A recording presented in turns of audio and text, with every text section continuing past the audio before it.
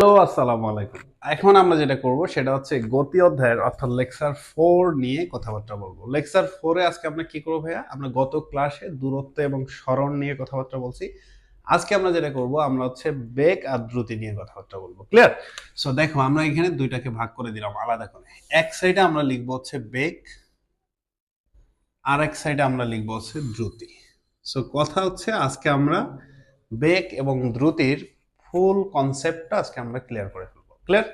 So বেগ কাকে বলে ভাইয়া? বেগ হচ্ছে একক সময়ে অতিক্রান্ত অতিক্রান্ত সরণকে বেগ বলে। বুঝতে পারছো কি বলছি ভাইয়া? একক সময় অতিক্রান্ত সরণকে আমরা বলবো হচ্ছে বেগ। সো বেগকে আমরা কি দিয়ে প্রকাশ করব? ভি দ্বারা। সো ভি ইকুয়াল টু সরণ মানে কি বলো? সরণ মানে এস বাই কত আছে টি। তাহলে এটা হচ্ছে বেগের সূত্রটা। ক্লিয়ার? সো এখন এটা হচ্ছে প্রকাশ করতে পারি আমরা। ক্লিয়ার? এটা হচ্ছে প্রকাশ। সো এটার একক কি ভাই? আমরা বেশ কিছু জিনিস পড়বো। কোন একটা রাশি বলে তার কি প্রকাশ করে কি দিয়ে, একক কি, তার মাত্রা কি, তার প্রকারভেদ আছে কিনা, এই ব্যাপারগুলো নিয়ে কথাবার্তা বলবো। বুঝতে পারছো? সো একক আমি যদি বলি এটার একক তাহলে কি হবে? একটু আগে আমরা দেখে আসলাম যে সরণের একক হচ্ছে মিটার। সময়ের একক কি ভাই? সময়ের একক হচ্ছে সেকেন্ড। সো একসাথে আমরা যদি লিখি তাহলে এইভাবে লিখতে পারি এম এস ইনভার্স ওয়ান। কেন এম এস ইনভার্স ওয়ান ভাইয়া? কারণ এটার উপর দেখো একটা ওয়ান পাওয়ার আছে। এই পাওয়ারটাকে যখন আমরা গুণ করবো, ভাগ থেকে যখন গুণ করে দিব, পাওয়ারটা ইনভার্স হয়ে যায়। বুঝতে পারছো? আচ্ছা, এটা হচ্ছে এককটা। সো এখন আমরা যদি বলি এটা রাশি আসলে কি? সো এটা রাশির ক্ষেত্রে আমরা যদি বলি বেগ হচ্ছে ভেক্টর রাশি। বেগ কি রাশি ভাইয়া? ভেক্টর রাশি। বুঝতে পারছো? বেগ হচ্ছে এখানে ভেক্টর রাশি। আমরা যদি মাত্রার কথা বলি, মাত্রা বা ডাইমেনশন আসলে, তো মাত্রা বা ডাইমেনশন আসলে কেন প্রয়োজন হয় এটা আমি লেকচার অধ্যায় ওয়ানে আমি বলে দিব যে মাত্রা বা ডাইমেনশন প্রয়োজন আছে কোনো একটা সমীকরণের সঠিকতা যাচাই করার জন্য। সো দেখো আমরা যদি বেগের মাত্রার কথা বলি তাহলে বেগের মাত্রাটা কি জানো? সরণের মাত্রা কি ভাইয়া? এল। সময়ের মাত্রা কি? সময়ের মাত্রা আছে বড় হাতের টি। তাহলে এটাকে একসাথে যদি লিখি এল টি ইনভার্স ওয়ান।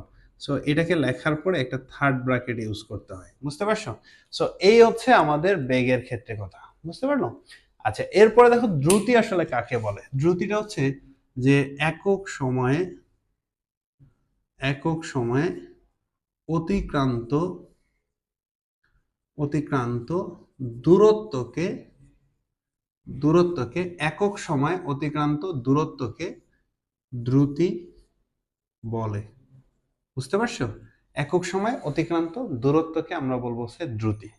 সো আমরা দ্রুতিকে কি দিয়ে প্রকাশ করবো? হ্যাঁ, দ্রুতিকে প্রকাশ করা যায় হচ্ছে কি দিয়ে বলো? ভি দিয়েই প্রকাশ করবো আমরা। হ্যাঁ, তাহলে এখন একটা হচ্ছে ভেলোসিটি আর একটা হচ্ছে স্পিড।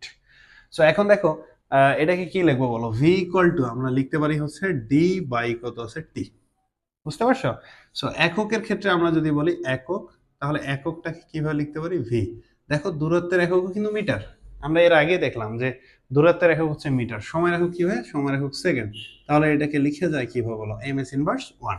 এরপরে দেখো আমরা রাশির ক্ষেত্রে যদি বলি রাশি, তাহলে দেখো রাশি রাশিটা হচ্ছে এটা এটা যেমন ভেক্টর রাশি ছিল, এটা হচ্ছে শুধু স্কেলার রাশি। এটা কি ভাইয়া? এটা হচ্ছে স্কেলার রাশি। বুঝতে পারছো? সো এখন দেখো আমরা যদি বলি মাত্রার কথা বলি তাহলে মাত্রা বা ডাইমেনশনটা সেম মাত্রা এম কত আছে যে এটার মাত্রা আছে এল টি ইনভার্স ওয়ান। তাহলে দেখো মাত্রা সেম। সো এখন এই দুইটার মধ্যে যদি আমরা একটু পার্থক্য করি বা একটু ডিফারেন্স খুঁজি তাহলে কি ঘটনা হবে? দেখো বলছে যে একক সময় অতিক্রান্ত সরণ, এখানে কি ইউজ করা হয়েছে ভাইয়া? এখানে আছে সরণ। আর এখানে কি আছে বলো? একক সময় অতিক্রান্ত দূরত্ব। কি বলছে? দূরত্ব। তাহলে একক সময় অতিক্রান্ত সরণকে বলা হয়েছে বেগ, একক সময় অতিক্রান্ত দূরত্বকে আমরা বলবো হচ্ছে দ্রুতি। সো সরণকে আমরা বেগকে কি দিয়ে প্রকাশ করব? বেগকে প্রকাশ করা ভি দ্বারা এস বাই টি লিখলাম। এটার একক। আর এখানে দেখো প্রকাশ করবো কি দিয়ে বলো? ভি দ্বারা ডি বাই টি, কারণ দূরত্ব বাই সময়। একক সময় অতিক্রান্ত দূরত্ব, একক সময় অতিক্রান্ত সরণ। এককটা কত? Metre per second. দ্রুতিরও একক হচ্ছে মিটার পার সেকেন্ড। রাশির ক্ষেত্রে আমরা যদি বলি যে বেগ হচ্ছে এখানে কি ভেক্টর রাশি, আর দ্রুতি হচ্ছে স্কেলার রাশি। মাত্রাও তাদের কোনো চেঞ্জ নেই, বেগের মাত্রা যা দ্রুতির মাত্রাও কি হবে? সেম হবে। সো এখন আমরা এখান থেকে আর কয়েকটা ব্যাপার একটু জানার চেষ্টা করি। কেমন ব্যাপারটা?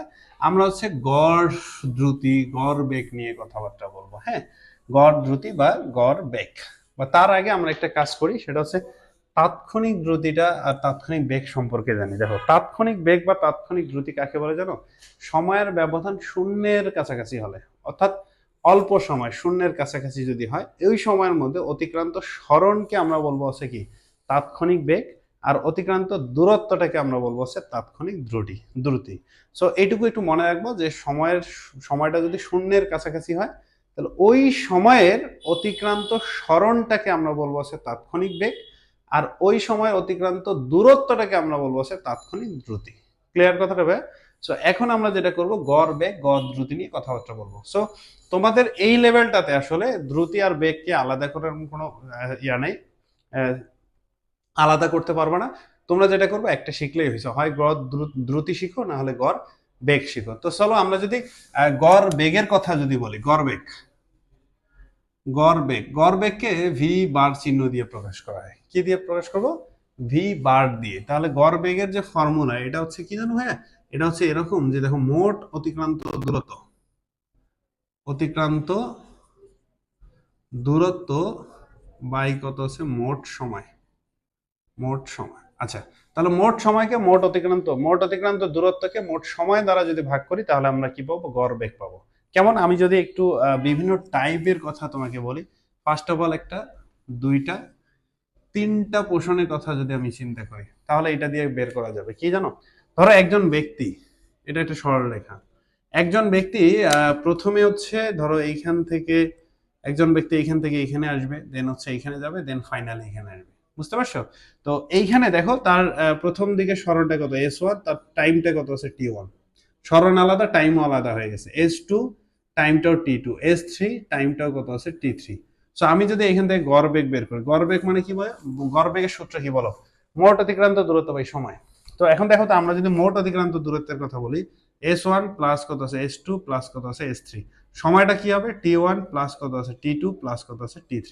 তাহলে দেখো, আমি এখান থেকে চাইলে একটা কাজ করতে পারি, summation of S summation of T। এটাই হচ্ছে এই কেসটার জন্য গড় বেগ বের করার সূত্র।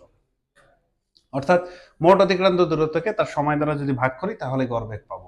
এখন দেখো তো, দ্বিতীয় কেসটার কথা যদি আমি বলি, দ্বিতীয় কেসে কি হবে? কোনো একজন ব্যক্তি ধরো এখান থেকে এখানে আসছে, তারপর দেন এখানে, দেন হচ্ছে ফাইনাল এখানে।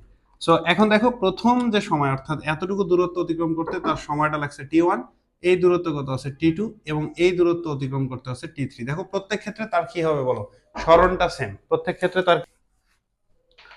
তো দেখো, এখন আমরা দ্বিতীয় কেসটার কথা বলবো। দ্বিতীয় কেসটা আমরা কিভাবে নিতে পারি? ধরো হচ্ছে এটা একটা সরলরেখা, এই সরলরেখায় কোনো একজন ব্যক্তি প্রথমে ধরো এইখান থেকে এখানে আসলো, দেন এইখানে, দেন হচ্ছে এইখানে। সে কি করছে জানো? প্রথমে তার টাইমটা কি লাগছে? T1, সরণটা S। T2 টাইম, অর্থাৎ টাইমটা আলাদা, সরণটা সেম। হ্যাঁ, আবার T3 টাইমটা আলাদা, সরণটা কি হয়েছে? সেম হয়ে গেছে। সেই ক্ষেত্রে, অর্থাৎ এই টাইপের যদি প্রবলেম থাকে, তাহলে তার গড় বেগ আমরা কিভাবে বের করবো? দেখো, গড় বেগ হচ্ছে ভি বার ইকুয়াল টু, উপরে জানি কি লিখবো ভাই? মোট অতিক্রান্ত দূরত্ব। তাহলে মোট অতিক্রান্ত দূরত্ব কত আছে বলো? আমরা এখানে তিনটা প্রশ্ন নিচ্ছি। ধরো এটা যদি 10 হয়, এটাও 10, এটাও 10, তাহলে এখানে কত হবে? মোট করলে কত হবে? 30। অর্থাৎ তাহলে আমরা এটাকে এভাবে লিখতে পারি, এন এস। এন মানে কি বলো? এন মানে হচ্ছে সংখ্যাটা বোঝাচ্ছে। এন মানে কি? সংখ্যাটা। কয়টা সংখ্যা? এখানে দেখো 1 2 3, তিনটা অংশে আমরা ভাগ করছি। এখানে 3 লিখবো, দেন এস এর মান হচ্ছে যদি 10 হয় 10 বসাবো, তারপর 20 হলে 20 বসাবো। আর নিচে কি করবো বলো? নিচে হচ্ছে টোটাল টাইমটা, T1 T2 প্লাস কত হচ্ছে? T3। সো এটা একটা ব্যাপার। হ্যাঁ, এবার দেখো, আমরা 3 নম্বর অংশটাতে আমরা যদি এইটা চিন্তা করি, এইখানেও ঠিক একইভাবে আমরা চারটা পোর্শনের কথাই যদি আমরা চিন্তা করি, তাহলে চারটা পোর্শনের ক্ষেত্রে কি হবে জানো?